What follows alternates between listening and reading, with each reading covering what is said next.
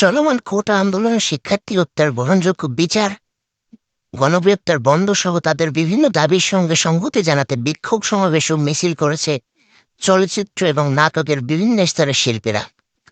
গতকাল ১ আগস্ট রাজধানী ফার্মগেটে একটি মিছিলের মাধ্যমে এই বিক্ষোভ শুরু হয়। শিক্ষার্থীদের সঙ্গে সংহতি প্রকাশ করে রাস্তায় দাঁড়িয়ে অভিনেতা মোশাররফ করিম বলেন, মোবাইলে এইসব জিনিস দেখতে দেখতে আমি অসুস্থ বোধ করছি, মানসিকভাবে শান্তি চাই।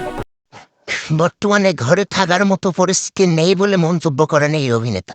তিনি আরো শান্তি কামনা করেন। যে অবস্থা বর্তমানে সৃষ্টি হয়েছে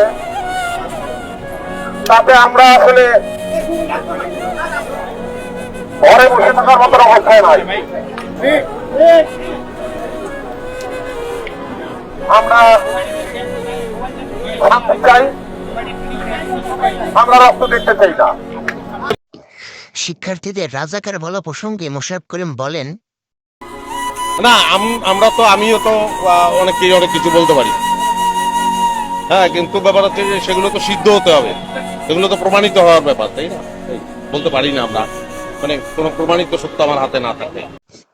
বিক্ষোভ সমাবেশে যোগদান করে অভিনেতা সিয়াম আহমেদ নিহত শিক্ষার্থী মুগ্ধকে স্মরণ করে বলেন, আমার কানে এখনো বাজে যে কারো পানি লাগবে, কত পানি আসছে এখন, কারো পানি লাগবে। তো এটা যতদিন মাথায় থাকবে ততদিন পর্যন্ত আমরা শান্তিতে ঘুমাতে পারবো না।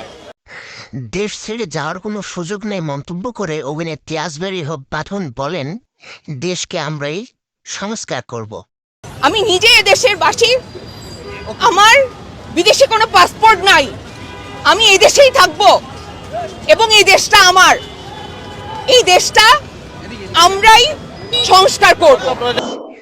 দাবি আদায় না হওয়া পর্যন্ত শিক্ষার্থীদের পাশে থাকার ঘোষণা দেন আরেক অভিনেত্রী নাজিয়া হক বর্ষা। আরো অনেক দিন চলে তাহলে আমরাও সেখানেই পার্টিসিপেট করব। এখানে পার্টিসিপেশন হবে না এমন কিন্তু না।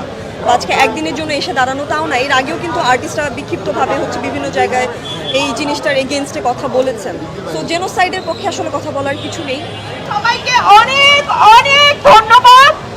এখানে আমাদেরকে যারা এতক্ষণ যারা আমাদের বিশ্ব মাধ্যম শিল্প সমাজ আমরা যারা এখানে এক সাথে হয়েছি তাদের সবাইকে ধন্যবাদ।